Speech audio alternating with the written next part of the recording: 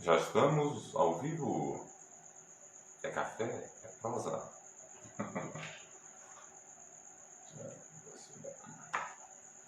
Esperar o povo entrar, né? Terça. Um cara de terça. O café nessa hora tá bom por conta do frio, né, galera?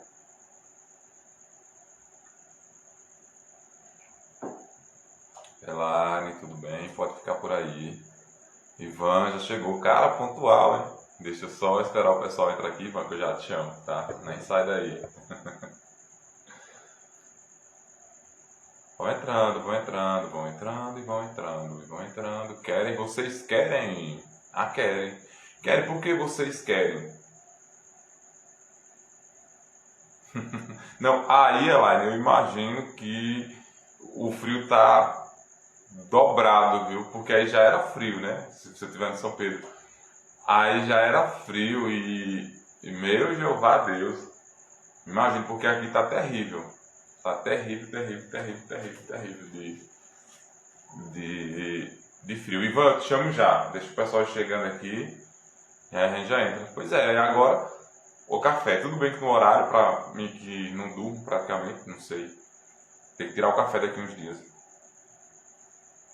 Vou aceitar o Ivan e aí o pessoal vai chegando. Não, aí é triplicado, aí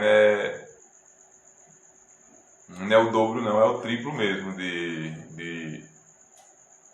de frio. Gente, eu ficava chocado. Meu Deus, Delmário, que honra, viu, seu falso? Você nunca mais tinha andado por aqui, nunca mais falou comigo. Né? Enfim, vou lhe processar, tá?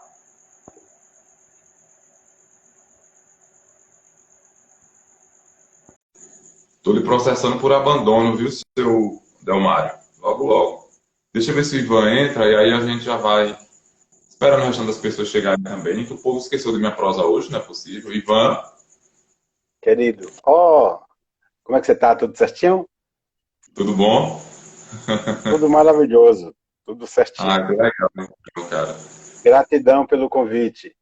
Deixa eu Imagina, só seja bem. Deixa eu só arrumar esperar aqui o. mais o certo. Tá, esperar as pessoas chegarem aqui, mas gratidão por ter vindo. Ah, estou E muito feliz de estar aqui. você, aqui no Instagram, a gente. Boa noite. Está sem áudio? Para mim, o Maicon falou que não está ouvindo. Está sem Tá me áudio, Maicon? ouvindo? Eu estou ouvindo bem, eu escuto bem. Tony Cardoso. Tá tranquilo para mim. Melhorou aí agora para a galera que estava sem ouvir? Para mim tá bem suave. Escuto bem. Você me escuta, tá tranquilão. Você me escuta, Ivan? Bem? Sim, muitíssimo bem. A massa, então é isso. Eu estava te falando que tu me apareceu como sugestão de Rosângela e para mim foi muito massa, porque eu disse, não, na verdade já estava no radar, enfim. E aí quando ela me falou que era tua amiga, eu falei, ah, então vamos fazer a ponte aí, que é para ver Ô, se dá certo, né? Mas que bom que você veio, que bom que você tá aqui. A gente vai gratidão. começar. Rosângela é uma querida amiga. Ah, é, né? E aí, buscando um pouco da tua história, eu vejo que tu Certo. já teve um tempinho aqui em Sobradinho, né? Eu Sobradinho. disse, ah, cara. Tá, mas a gente vai prosear. Eu só queria te falar sobre a proposta das nossas lives. Aqui no Café, a gente tem a proposta de contar histórias mesmo, não só de artistas, mas a gente já entrevistou aqui políticos, pessoas comuns. Às vezes a gente traz uma live temática de acordo com o tema, né? São temas necessários mesmo. E uma prosa comum mesmo, só para a gente resenhar, contar um pouquinho para as pessoas da tua história, que é uma história assim admirável, tá? E aí eu queria te apresentar a caneca do Café com Prosa. E aí o pessoal fala, o pessoal que mora mais distante fala, como é que eu vou receber minha caneca? Um dia vai chegar, então sua caneca vai chegar. E é um brinde, Que linda, que e é linda. um brinde Você, aí, sua participação aqui no nosso café, tá? ô, gratidão. Você está E em Centro-Sé, não é? exato, exato. Eu moro no interior de Centro-Sé, Sarrão. Já ouviu falar? Sarrão. Já sim. Eu Ah, que morei legal. 10 anos em Sobradinho. E na Uhum. minha infância, Eu sempre, Centro-Sé, Remanso, Casas Novas, né? Sempre visitava essas cidades.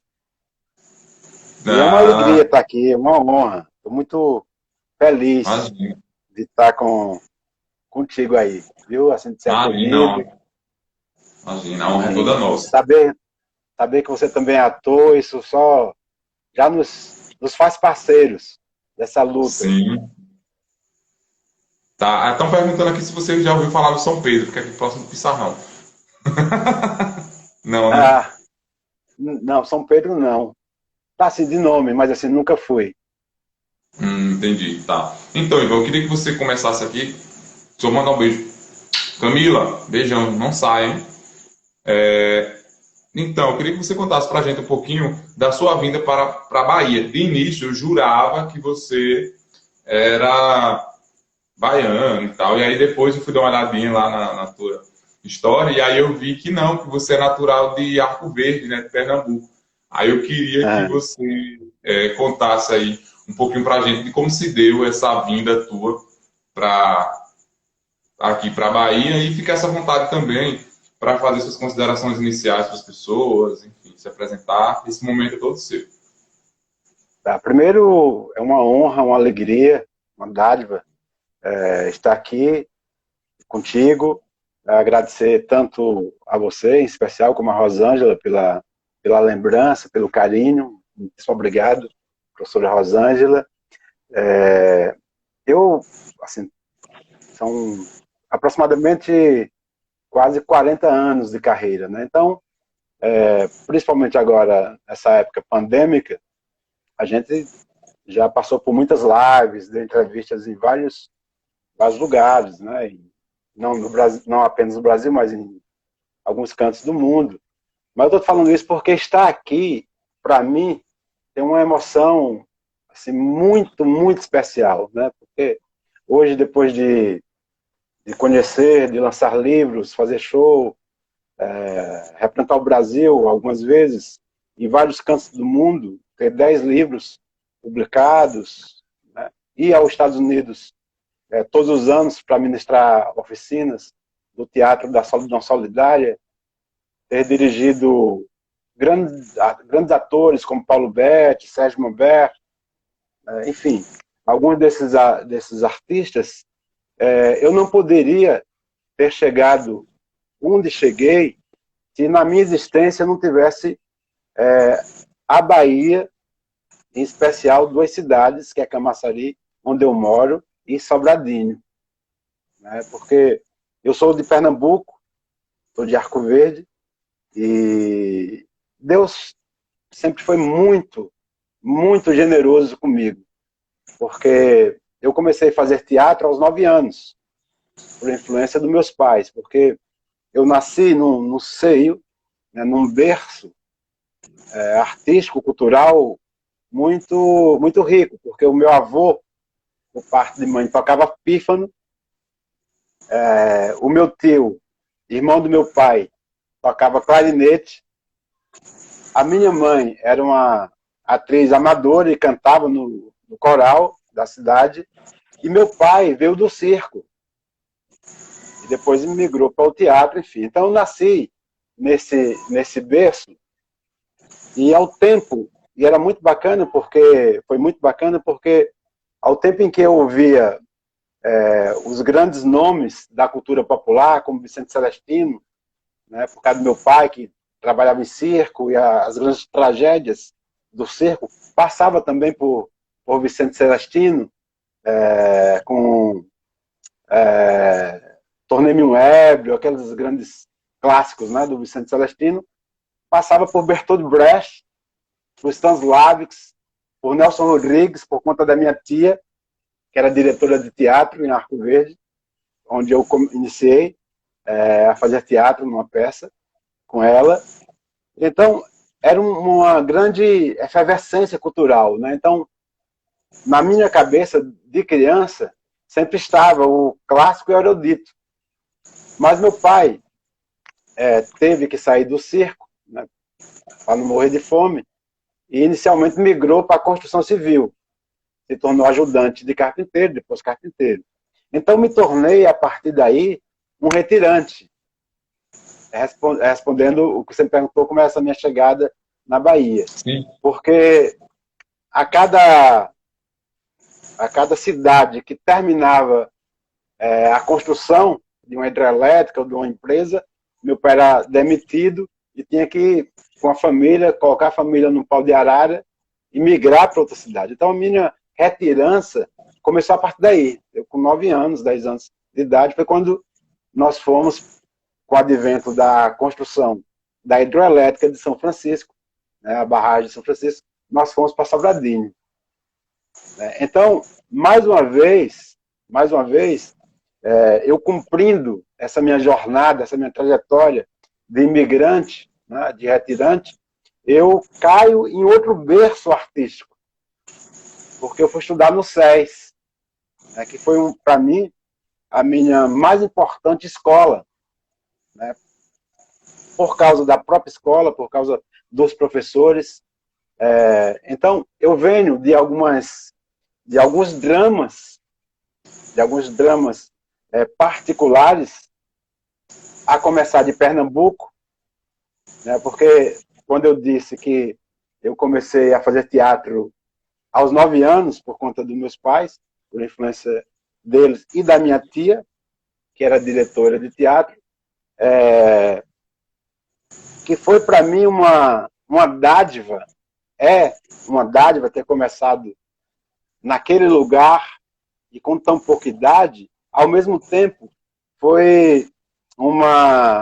eu vivenciei um momento que me marcou para a vida inteira, porque foi a partir do meu início no teatro que eu comecei a conhecer o que era racismo, porque eu fui fazer uma peça por acaso.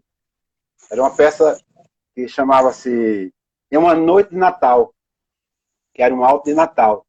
Então, a peça contava a história de um casal de agricultores e tinha uma filha que era paralítica, né? E na noite de Natal, o pai chegava em casa super triste, angustiado, porque não tinha dinheiro para comprar um presente de Natal para a filha. E a filha, vendo o pai chorando, né, chama ele e fala: pai, não chore, porque hoje é noite de Natal. E hoje à noite, o menino Jesus vai trazer o meu presente. E ele fica mais angustiado ainda, porque ele sabe que essa questão do Papai Noel, ele teria que comprar um presente para dar a ele, para que ele desse a ela. Mas, enfim, eles vão dormir e meia-noite alguém bate na porta. E aí ele levanta, né, o pai levanta assustado. Quando abre, é uma criança, um menininho, né, todo sujo, com frio, com fome, pedindo um abrigo, dizendo que está com medo de dormir na rua, está com muita fome, se ele podia, naquela noite de Natal, dar um abrigo a ele. A esposa fica agora só fala: não, mas não tem onde ele dormir aqui, porque só tem um quarto, que é o quarto de Isabel, que era filha, e o nosso. Mas o pai, muito caridoso, fala: não, ele dorme na sala. Leva o menino para dentro de casa, e aí ele dorme em cima de um lençol, e coberto por outro lençol, e quando é meia-noite em ponto, o menino vai para o quarto da menina. E a plateia entra em pânico, né? O que é que aquele menino vai fazer no quarto daquela menina, né, que é especial?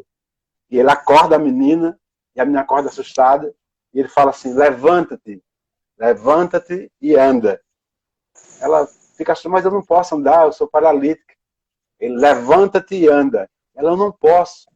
E ele diz: eu sou um menino pobre, filho de um carpinteiro, que nasceu lá em Belém. Vim nessa noite de Natal só para te fazer o bem. Levanta-te e anda. Eu sou o menino Jesus. E aí acontece um milagre, e ele some numa cortina de fumaça. E esse grupo, quem fazia esse menino Jesus era um menino, super branquinho, olhos claros. E o grupo ia participar de um festival e, faltando uma semana, o menino desiste de participar da peça. Ficou nervoso que não conseguia, enfim. E todo mundo tenta fazer com que ele ficasse mais tranquilo, mas ele não quis. Ele saiu da peça. Então o grupo entra em pânico, né, porque faltava apenas uma semana. E aí foram em várias escolas particulares, ver se achava uma criança que conseguia decorar o texto, as marcas, mas não conseguiu. Meu pai chega em casa e, muito triste, ele fazia o pai da menina e minha mãe fazia a mãe da menina. Aí eu falei, o que foi que aconteceu, pai? Aí meu pai me conta. Eu falo, não, pai, fique tranquilo. Eu faço o Menino Jesus. Meu pai, você é. Eu sei o papel inteiro. E aí, meu pai pega o texto e fala, deu o texto. Eu dei o texto inteiro. Porque de tanto ir para os ensaios, ver meu pai e minha mãe ensaiando, eu tinha decorado não apenas o texto deles, mas o texto de todos os atores. E aí meu pai no outro dia me leva e faz uma festa, uma alegria, chega para a diretora e fala, olha, está resolvido, eu consegui um ator. E a diretora fala, que ator? Ele fala, meu filho, o Ivan vai fazer o Menino Jesus. E a diretora olha para meu pai, olha para mim e fala, Jovino, que é meu pai, que era meu pai, você acha que eu vou colocar um neguinho para fazer o Menino Jesus? E aí, Jorge, naquele momento, eu percebi que Jesus não podia ser negro. E que eu não podia fazer um menino bom, um herói. Então, eu comecei a chorar, meu pai ficou muito revoltado com minha mãe, queria sair do grupo, enfim. E eles ainda tentaram buscar outro menino, não conseguiram. E aí eu fiz o Menino de Azul e nós ganhamos o festival. A partir daí, eu cresci sabendo que não ia ser fácil. E para eu ser considerado regular, eu tinha que ser extraordinário. Então eu me apeguei aos livros. Eu li e leio tudo que eu posso. Então quando eu chego em Sobradinho, eu sou acolhido numa escola e por professores, que sou grato até hoje, tenho muita gratidão a todos os professores que eu passei, porque hoje, se eu sou pós-graduado em literatura brasileira com extensão em literatura universal, faço mestrado nos Estados Unidos, é graças a esses professores que me acolheram com muito amor e a essa cidade, a Sobradinho. Então, às vezes, quando eu viajo, e eu gosto muito de viajar na janela quando eu vou para fora, porque lá de cima, primeiro, eu sei aonde estou. Porque é importante que você saiba onde você chegou. Mas é importante que você saiba também de onde você veio. Do berço que você veio. Então não posso esquecer que eu vim de um berço pobre, em Arco Verde, depois em Sobradinho. Então quando a professora Rosângela me passou um generoso mensagem falando sobre você, eu falei, claro, diga a ele que sim, porque você está em Centro-Sé, ou em Sobradinho, ou em Casa Nova, que são cidades pequenas, e que, às vezes, esse menino que eu fui um dia impedido de realizar sonhos, são vocês, mesmo adultos, às vezes por governantes hipócritas, covardes, ou até não é nem por maldade, é por ingenuidade que não investe na arte e na cultura. Alguns, inclusive, preferem investir nas armas do que na educação. Sabe? Então, hoje, estar aqui com você, Jorge Pacheco, é uma dádiva para mim. Você não precisa me agradecer nada. Eu que te agradeço. Né? Esse momento da minha existência é um dos momentos mais importantes. Estar aqui, porque é também uma prestação de conta a essa cidade, Sobradinho, a todos meus amigos daquela época, que são, não vou citar aqui porque são tantos, a tantos professores, né, como a Ana Bispo, que era professora de português, se eu sei ler hoje, a minha paixão pela literatura, sobretudo a literatura brasileira, foi a partir de Ana Bispo, né, a minha continuidade no teatro, né, primeiro veio da minha família, mas eu encontrei em Sobradinho a professora Fátima Holanda, sabe? Então, fui fazer cinema depois, então eu lembro quando eu me graduei em cinema, eu comecei a chorar quando peguei o diploma, porque eu lembrava de Fátima Holanda. Eu lembrava do SES e de todos aqueles que falaram, olha, menino, você tem talento e tá aqui minha mão, segure e avante. Então, estar aqui, desculpe se eu falei muito, mas é uma dádiva, Jorge. Assim, para mim é um presente, sabe? Estou à sua disposição. Você pode perguntar o que você quiser. Perguntas fáceis, estou aqui à sua disposição. Mas a gente não ficaria horas aqui, cara, te ouvindo mesmo, porque assim, sua fala, ela, além de me inspirar muito, ela me traz assim para a minha realidade também. E aí eu gostaria de pontuar algumas coisas importantes e interessantes que você colocou na sua fala. A primeira é você ter colocado que você foi para o teatro por incentivo da sua família. Isso aí já é único. Porque, assim, embora a gente esteja em pleno século XXI, ainda existem famílias e pessoas que têm esse preconceito para o lado do menino artista, do menino ator, né? E aí você pontuou também a realidade dos municípios aqui da Borda do Lago, como Sobradinho, como Centro-Sé, como Casa Nova. Então, eu moro no interior de Centro-Sé e eu tive um choque muito cedo porque eu descobri que eu queria ser artista também muito cedo, né? Então, assim, com 9 anos de idade eu já sabia o que eu queria ser ator, e aí aos poucos a vida foi me mostrando que isso não seria muito fácil, né? Então hoje a gente tem um grupo de teatro aqui, mas a gente não tem espaço para apresentar. Então nós construímos os nossos espaços de apresentação, nós construímos os nossos grupos. Durante muito tempo da minha vida eu fui autodidata, né? Hoje eu estudo, porque a vida também foi ficando generosa e eu fui conseguindo me estabilizar, né? E você pontuou uma coisa na sua fala que me reflete também a mim, que foi teu pai, se eu não me engano, você colocou alguma coisa para não morrer de fome, ele teve que ir para a construção civil.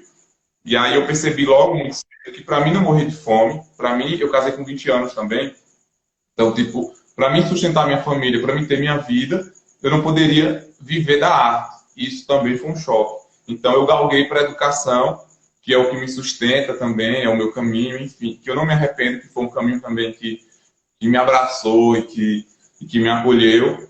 E aí eu percebi que, olha, não dá para viver da arte, mas eu consigo viver a arte. E é isso que eu preciso, né? É isso que me alimenta. E aí hoje eu consigo fazer, por exemplo, eu fiz reciclagem em São Paulo, eu fui para o Wolf fazer reciclagem em São Paulo, né? Eu fiz Sérgio Pena, eu estou em uma escola agora de cinema aqui do Nordeste, e estou em período de conclusão também. Enfim, eu tive que ir para outro caminho, mas nunca deixei a arte porque era o que me alimentava. Então a sua fala, além dela me inspirar muito, ela me coloca diante da realidade, né? Assim, o que eu realmente vivo e a gente vive até hoje. Uma outra coisa interessante, você colocou, tu escreveu 10 livros, 15 livros, não? São 10 livros publicados. 10 livros publicados, né? E aí, diante de tudo que você colocou também, quando eu fui, eu falei, vou colocar o quê, Ivan, na descrição? Eu vou colocar multiartista, porque quando eu vi teu Instagram, que eu vi ator, cineasta, né, poeta, eu falei, cara, esse cara ele tem que ser ovacionado, primeiro por ter escolhido profissões que são difíceis, né, assim, elas são bem parecidas, né, estão ali no mesmo nicho da arte, né, ou bem juntas uma da outra, mas são profissões difíceis, velho, de você se manter, né, e você conseguir o ápice, assim, eu acho, da tua carreira, né, e aí é um cara que tem essas profissões voltadas para a arte, um cara preto, que eu ia te perguntar se você havia sofrido muito por ser preto e estar envolvido na arte, tu já me colocou uma experiência que você teve, né, logo muito cedo. Então, assim, o que eu tenho para te dizer, antes de fazer a próxima pergunta, é que, assim, você inspira, não só pela tua história, assim, sabe? Mas por ser quem você é mesmo, assim, por bater de frente, por acreditar em sonhos. Eu acho que você, tem vários colegas seus aqui colocando que você é único e que foi uma das melhores propostas ter te trazido. Eu acho, inclusive, que você deveria ser estudado, cara, porque é muita personalidade. Bater de frente assim, é isso que eu quero, eu vou para esse caminho, eu vou para esse, enfim. E é isso, você inspira de verdade, né? Eu só queria que você colocasse agora para a gente como é se dividir, né, em meio a todas essas profissões, mesmo sendo, como eu disse, próximas, né, tendo um nicho bem próximozinho ali, que é o cinema, que é, né, a poesia, enfim. Como é para você se dividir em todas essas profissões? Na realidade, Jorge, a arte foi acontecendo para mim, primeiro porque eu acho que a minha existência, a minha jornada, ela tem esse propósito, né? Eu vim para a Terra, eu vim para esse planeta para ser um artista. Isso para mim já, sabe, enfim. Mas ela foi acontecendo de uma forma.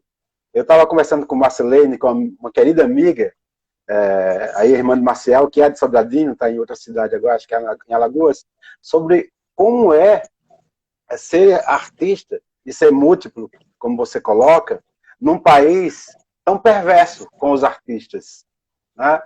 Mas eu lembro, por exemplo, hoje, você falou de Sérgio Pena, eu conheço o Serginho, porque eu trabalhei com o Serginho no filme Carandiru, que foi preparador do elenco do filme Carandiru, eu fiz esse filme, né? E então, eu lembro que em Sobradinho, porque você conhece Sobradinho, né? Eu estudei, Tá. eu estudei 3 anos lá, na verdade, na época, quando eu estava no ensino médio, aqui na comunidade não tinha o ensino médio, então a gente ia todos os dias e voltava, né? Fez parte da minha trajetória de luta também. Eu conheço bem Sobradinho, tem uma galera aí, enfim. E hoje trabalho com a galera de Sobradinho também. Pô, que massa. Primeiro eu queria mandar um beijão a essa galera de Sobradinho aí, a todos. Como estou um pouco distante do visual aqui, não dá para ler quem está entrando, mas um beijo, deve ter algumas pessoas de Sobradinho. Minha gratidão, um beijo a todos vocês. Mas eu lembro, e você conhece Sobradinho, nos anos 70, Sobradinho era uma cidade menor, inclusive do que é hoje, né, com menos população, e dividida por 3 vilas. Né? Era um apartheid, sabe? Era uma divisão porque tinha a São Joaquim, que era chamado do Caiduro, que era onde eu morava, que era o lugar dos pobres. Né? A Vila São Francisco, que era o lugar da classe média, e a Vila Santana, que era o lugar da elite, que moravam os diretores, né, das empresas que formavam a hidrelétrica São Francisco, enfim. E era interessante, quem não é de Sobradinho, veja essa história. Sobradinho, como área de segurança nacional, na época da ditadura militar, né, é bom contextualizar isso, então dividido por 3 vilas. E a gente, criança, adolescente, sem entender muito bem isso. Então, para a gente passar para a Vila São Francisco, tem uma cancela. Tinha uma guarita. Que abria, aí os carros passavam, enfim. E tinha, em meio a essas 3 vilas, na metade do caminho, o SES, o Centro Educacional de Sobradinho, que é a escola que eu estudei, por sorte, porque era uma escola que abrigava os filhos dos diretores da Chesf, daquelas grandes empresas que moravam na Santana, o pessoal da São Francisco, e nós da São Joaquim, só alguns estudavam lá. Eu tive a sorte porque a minha tia, Estelina, era professora lá. E conseguiu uma bolsa e eu entrei. Mas era uma coisa incrível, porque assim, as segundas-feiras, para mim, era um terror. Porque durante o final de semana, os meus amiguinhos, né, eu lembro, 12 anos, mais ou menos, 13 anos, iam assistir os filmes no Cine de Santana, e chegavam na segunda-feira contando os filmes que tinham assistido. A gente sentava no gramado que tinha no colégio e ficava lá numa roda contando os filmes. E aí, quando chegava na minha vez, dizia, e aí, Ivan, qual filme que você assistiu? Eu dizia, eu fui para Juazeiro, para Petrolina, assisti um filme lá, tal. Como naquela época não tinha internet, ninguém sabia qual era o filme que passava lá. Só que eu não tinha ido assistir, nem tinha ido para Sobradinho, nem para Petrolina, e principalmente para assistir filme, não tinha dinheiro. Eu não tinha dinheiro para assistir filme no Centro Tropical. na São Joaquim, nem no Cine Esperança, que era no Cine de Lona, que era dos ciganos, não tinha grana. Então, eu inventava, Jorge, um filme na minha cabeça. E era um filme massa, porque esse filme tinha início, meio e fim. E quando eu terminava de contar, começava a contar, tinha uns 5, 6 amiguinhos assistindo. Quando eu terminava de contar o filme, uns 10, 12, numa roda, ouvindo eu contar o filme. Mas não era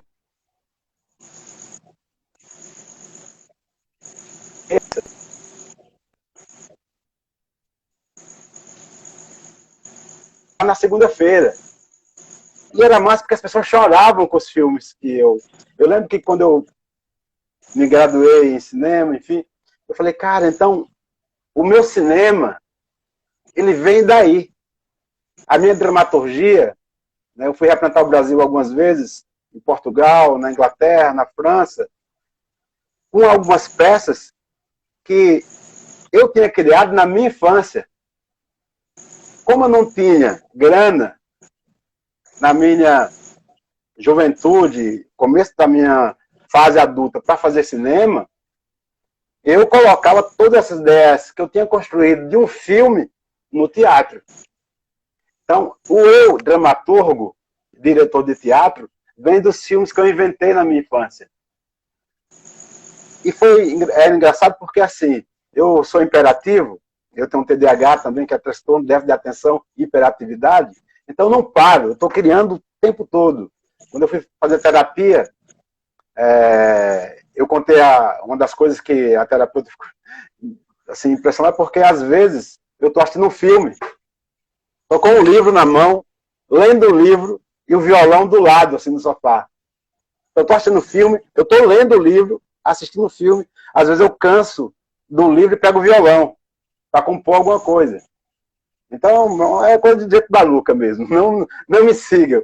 Coisa de jeito maluca. Então, assim, eu comecei a criar umas defesas.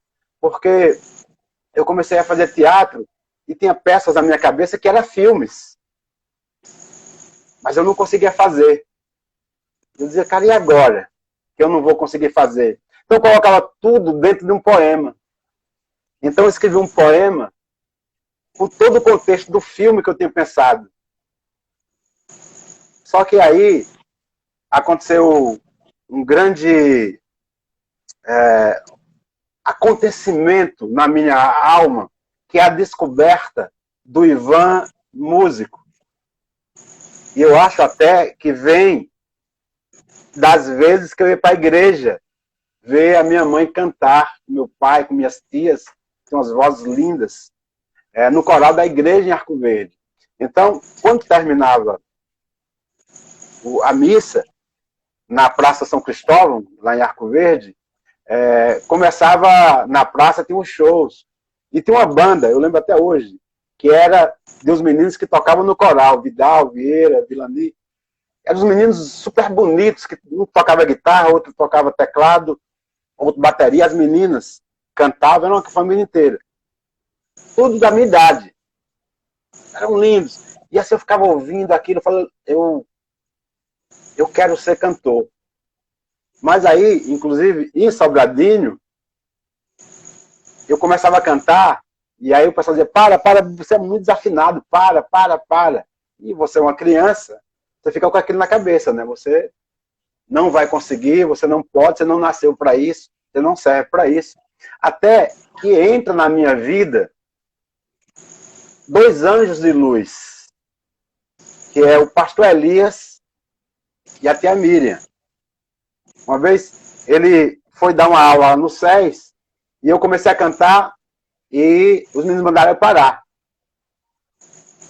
E eu parei, comecei a chorar e ele não disse nada, ficou observando, passou o ensaio inteiro. Ele mandava eu cantar, eu dizia que não queria. Os meninos já tinham mandado eu parar, eu ia cantar mais? Não. Quando terminou o ensaio, ele me chamou no canto e disse, olha, vá na igreja domingo. Vai ter um coral lá, vá na igreja, eu quero falar com você. Eu fiquei imaginando, ele quer me tornar um evangélico, um menino assim, mas já pensava essas coisas, né? E não cabia para mim a religião numa janelinha. Para mim, a religião sempre foi... O meu Deus é um Deus múltiplo. É um Deus que ele está dentro da igreja evangélica, da católica, dentro dos terreiros afros. É um Deus que ele não cabe dentro de um cercado. Então, mas eu fui.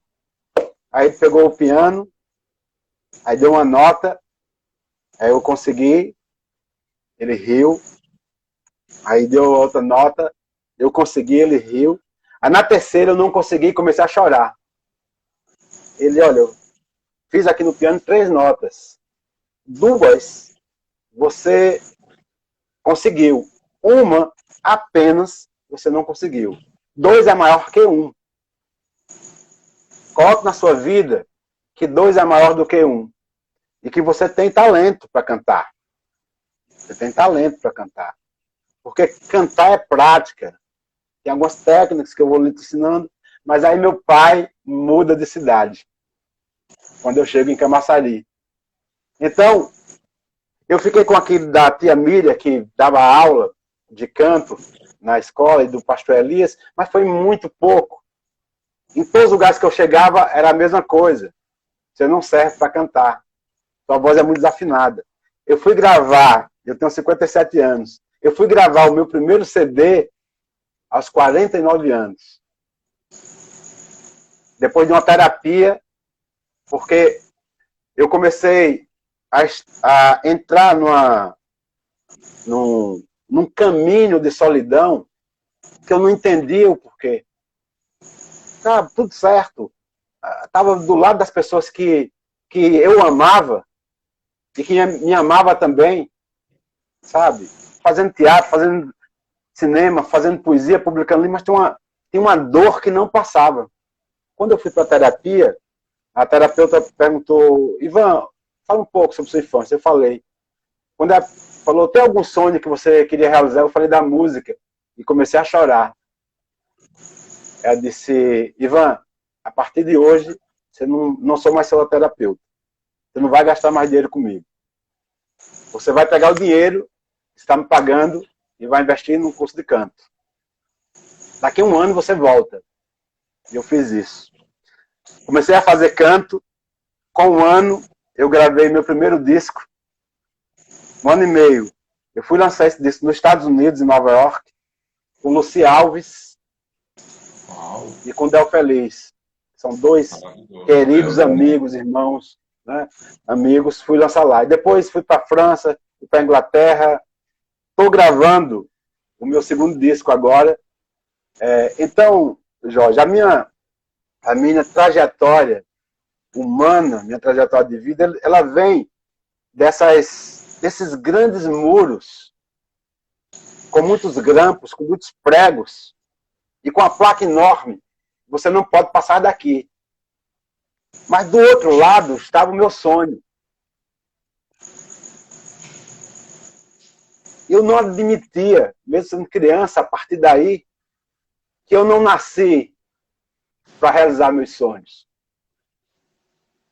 Nunca me rendi. Então, todas as vezes que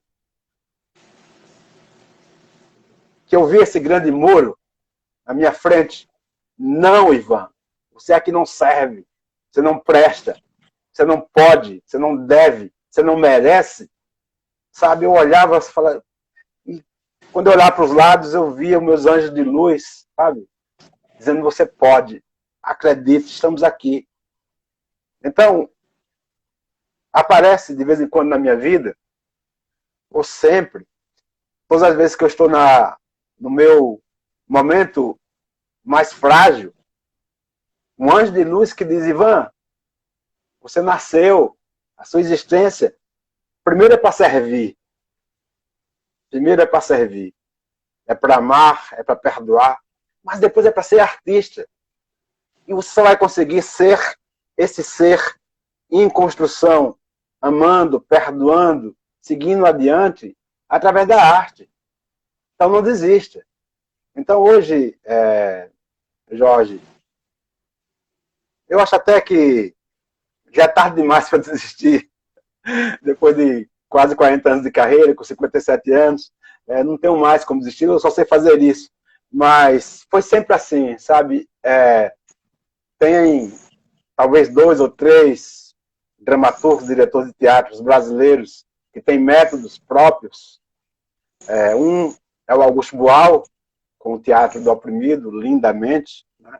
O outro sou eu, sabe, que já fui representar o Brasil há 2 anos atrás. Eu fui para a França, para Lyon, representar o Brasil no Festival Mundial de Cultura da Paz. Só tinha dois grupos lá. Um era o do Augusto Boal e o outro era o meu. E saiu matérias enormes na Folha de São Paulo, no Estadão, no Jornal à Tarde, sobre Augusto Boal. Não saiu uma linha sobre o meu teatro. Mas o meu teatro, ele não pode se render a ele, porque o meu teatro ele vai para dentro das prisões, sabe? Para aqueles homens e mulheres frágeis que perderam a esperança, que foram o tempo inteiro ouvir dizer, ó, você é um bicho, você é um marginal, você não serve para a sociedade, você tem que morrer, bandido bom é bandido morto. Então, o meu teatro, o Teatro da Solidão Solidária, vai para esses lugares obscuros buscar essa gente. Sabe, o meu teatro ele vai para a FEBEM, ele vai para o Movimento Sem Terra, ele vai onde tem as prostitutas, onde tem as pessoas em situação de rua. Então, se não serve para ser pauta de jornal, tá tudo bem. O que eu sei é que ele está cumprindo a sua missão. E vai continuar cumprindo, sabe? Então, quando eu criei o Teatro da Solidão Solidária, é com essa consciência, né, de que nada me serve sendo artista se não for para servir.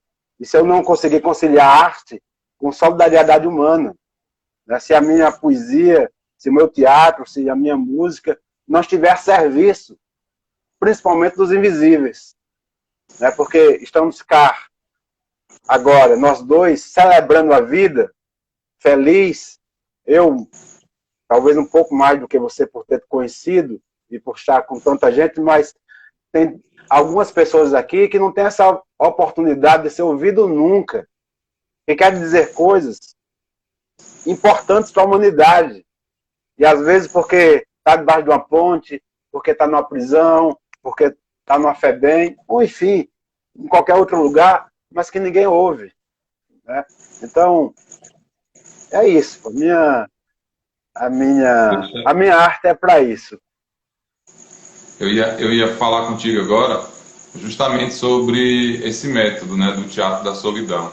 E aí eu peguei um trecho de algo que estava sendo apresentado, acredito por você, eu vi num pequeno videozinho no YouTube, que é maravilhoso e que tem muito a ver com o momento atual, né? E aí o personagem diz o seguinte, que é inaceitável que um governo julgue um homem, né, a rebeldia, e o condene à morte apenas porque luta pela liberdade. Eu falei, cara, isso é maravilhoso, isso é muito atual, né? Mas aí, pegando o gancho do Teatro da Solidão, eu queria só que você pontuasse, você já colocou mais ou menos por que você queria fazer isso, né? Mas assim, quando você pensou em criar um método específico seu, né? Você bebeu de que fonte, assim? Ou foi algo que foi acontecendo e você já falou, olha, eu vou ter que criar o meu método porque eu preciso dar voz a essas pessoas, porque assim, a partir do momento que você coloca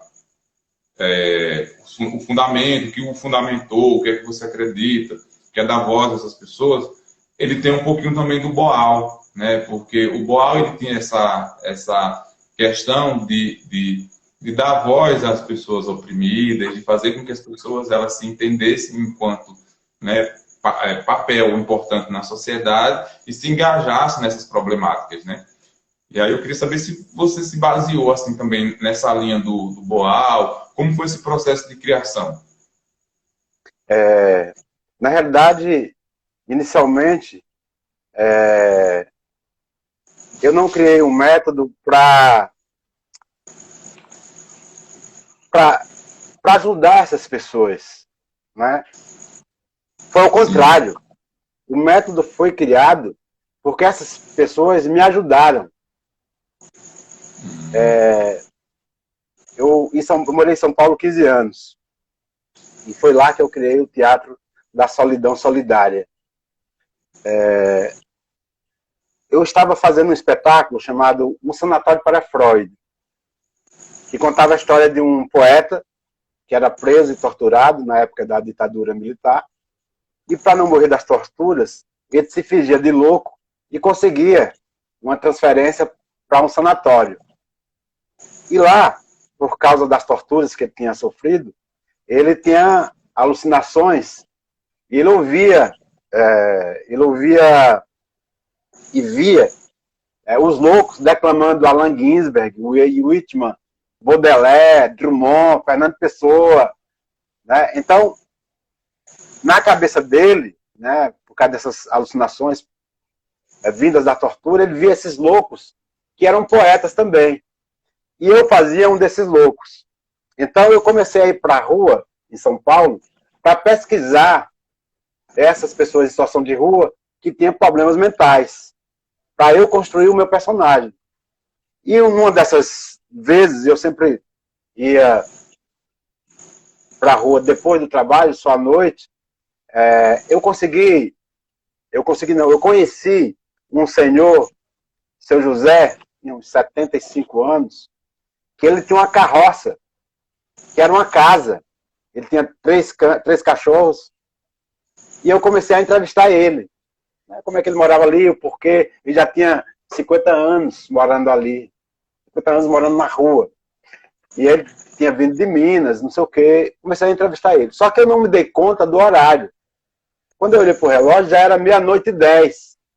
E só tinha metrô até 11 horas naquela época em São Paulo. E eu morava do outro lado da cidade, sabe, no fim da Zona Norte, lá em Cachoeirinha. E o cara, e agora para eu ir para casa, e sem grana, só estava com passe de metrô. Ele olhou para mim e falou: por que você está assim, agoniado? Eu falei: não, porque eu não tenho como ir para casa. Ele falou: você dorme aqui. E eu, com a minha arrogância, olhei para o lado, eu falei: aqui aonde? Isso aqui. E apontou para dentro da carroça. Aí eu olhei para ele e falei assim: mas, e frio, muito frio em São Paulo. Se está frio agora aqui no Nordeste, imagina lá em São Paulo. Aí eu falei assim: não, e o senhor? Ele: não, você é meu convidado, hoje eu durmo fora. Pode entrar.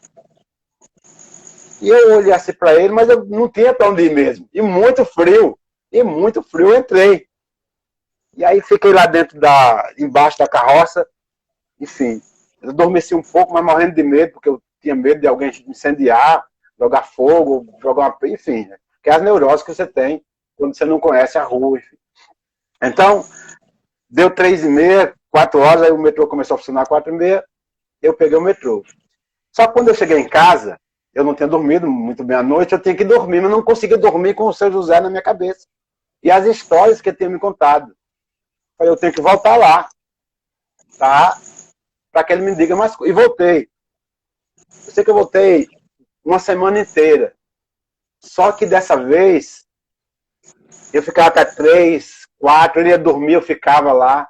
Porque ele me disse uma coisa, Jorge. Eu falei assim: mas eu queria entender o porquê você está aqui.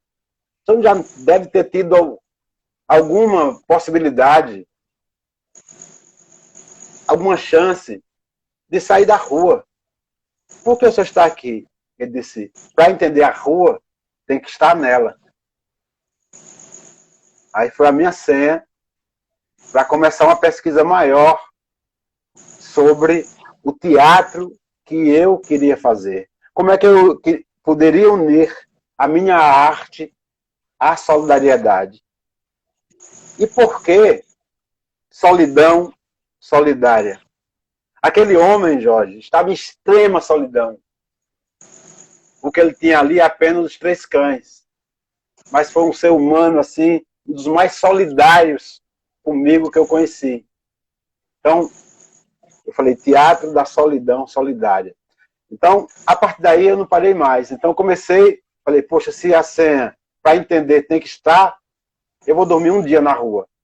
Fui dormir um dia, morrendo de medo.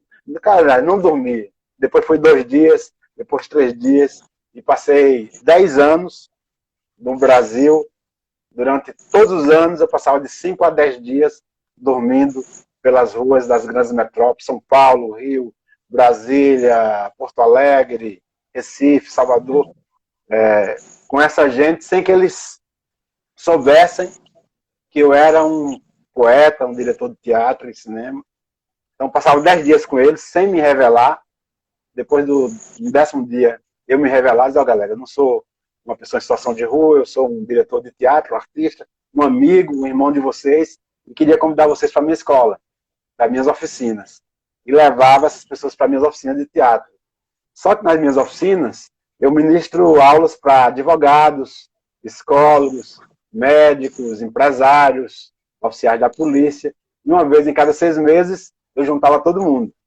Era muito bacana porque a gente junta empresários com mendigos, filhos de empresários com o menino da FEBEM, então, policiais com o ex-detento do Carandiru, quando o Carandiru existia, para a gente discutir a vida, para a gente discutir a nossa jornada no planeta, na nossa existência, a partir de outro viés.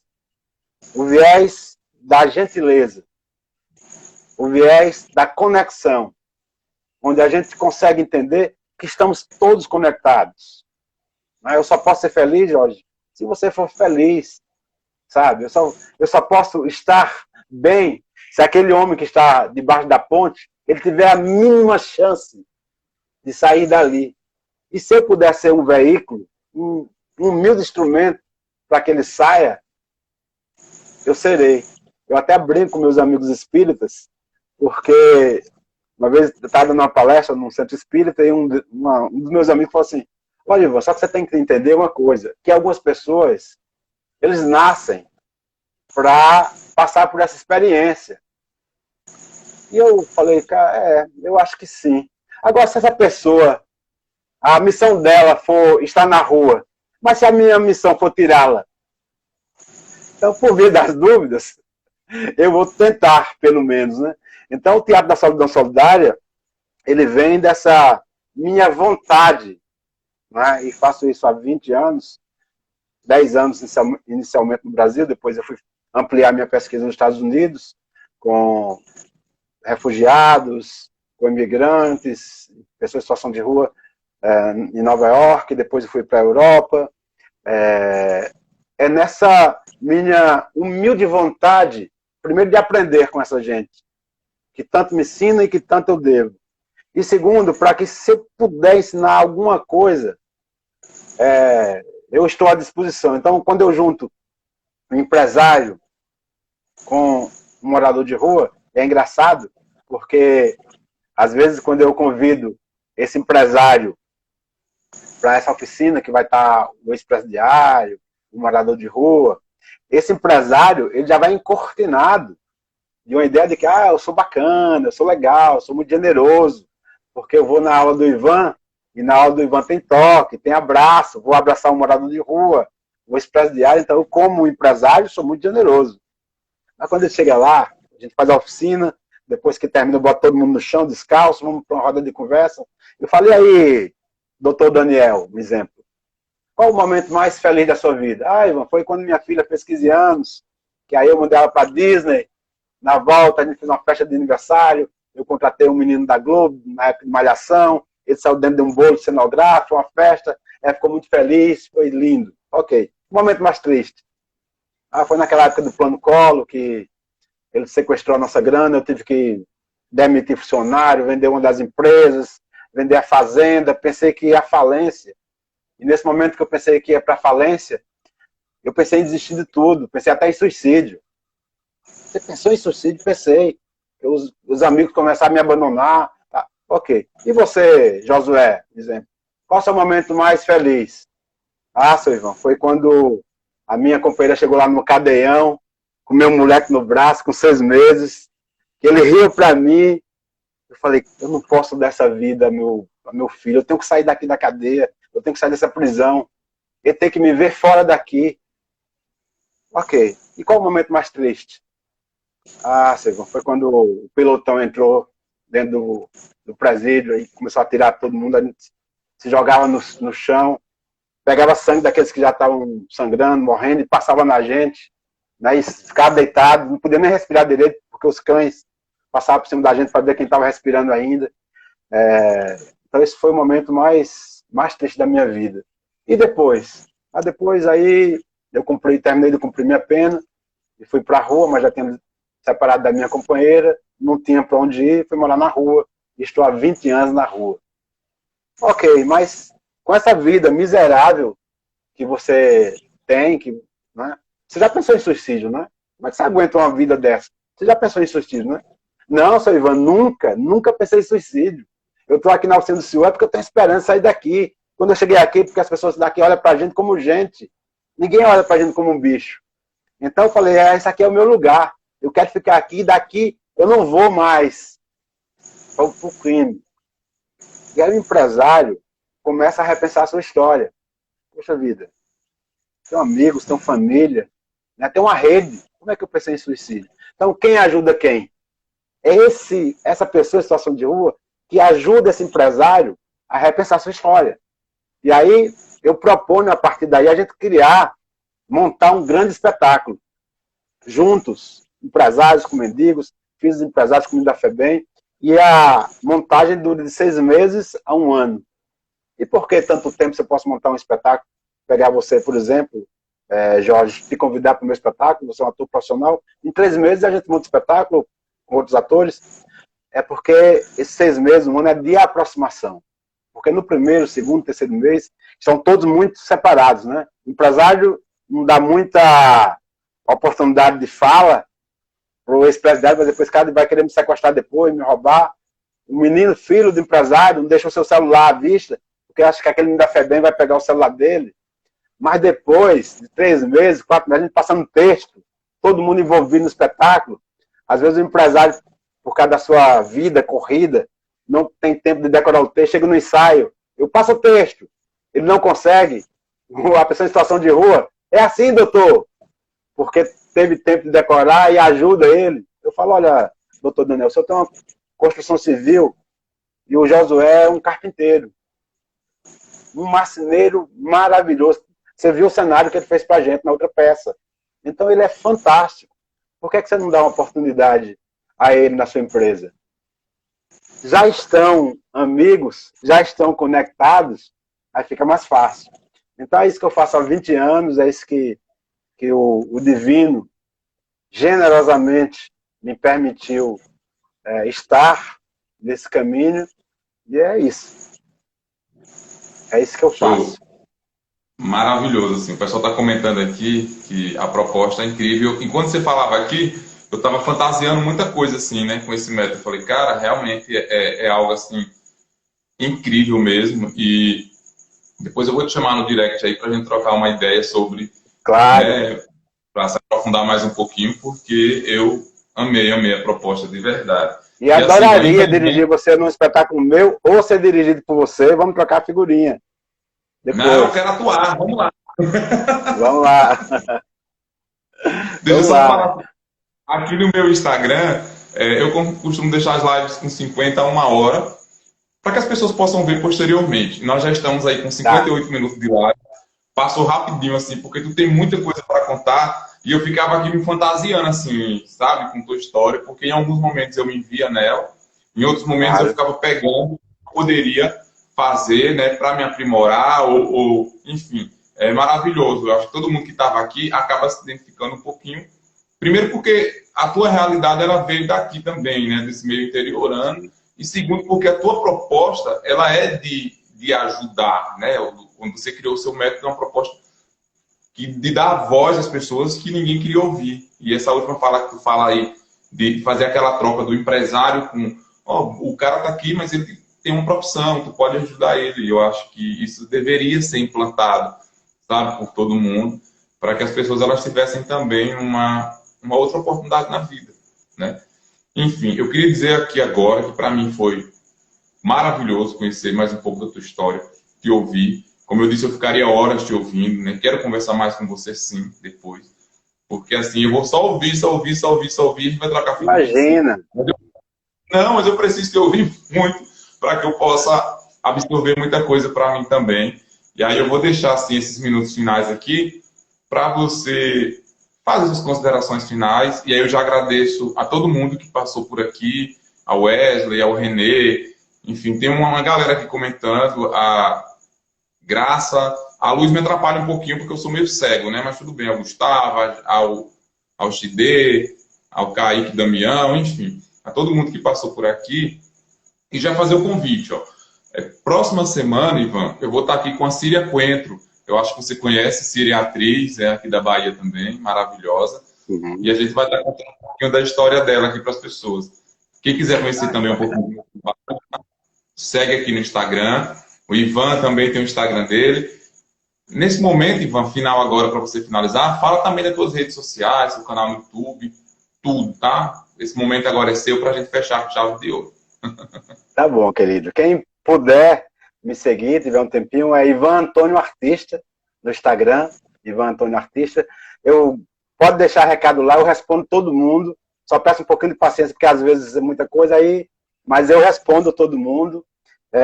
Foi um momento histórico e uma dádiva para mim estar com vocês aqui. O Wesley, que eu acho que é ele, que é lá do SES, foi aluno do SES, foi um menino que eu conheci, que eu considero um filho, que me ensinou tanto também. Então, um beijo para você, Wesley. Vida longa aí também na sua carreira. Mas agradecer ao SES, a todos os meus amigos que estudaram comigo. Mas eu queria dizer, além de você, Jorge, tem aqui alguns artistas, que é a Raquel Wesley, com uma cantora extraordinária aí de Sobradinho, o Max Ulianov, o Antônio Ivo, enfim, tantos daí, vocês artistas de Sobradinho, de Centro-Sé, Casa Nova, eu sei que não é fácil, e talvez o que eu digo aqui, você fala, pô, Ivan, você não está aqui, eu sei, eu já estive. Não desista, por favor, não desista. Às vezes, na ênfase da sua sede, da sua agonia, da sua fome, vai aparecer no caminho um anjo de luz que vai estar lá com a quartinha, com água gelada, para poder molhar os seus lábios, para você continuar a sua jornada.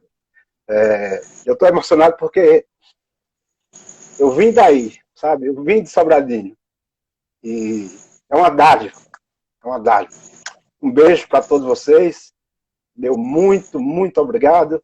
Foi uma honra estar contigo, Jorge. Muita luz na sua vida, na sua família e na sua carreira. E espero que o Divino nos conecte para que a gente possa fazer projetos juntos. Vai ser uma honra aprender a trabalhar contigo. Imagina, Ivan, mais uma vez obrigado, tá? A troca vai ser maravilhosa, tenho certeza. A vida já nos cruzou e com certeza a gente vai conversar mais sim, tá certo? E brigadão mesmo, Deus abençoe você também. E a todo mundo que esteve por aqui, fica aí a minha gratidão. E até a próxima terça, Síria vai estar aqui com a gente. Quem quiser conhecer também um pouquinho da história dela, uma atriz maravilhosa, e que vai estar contando um pouco da sua história aqui pra gente, tá certo? Então, um beijão para todo mundo.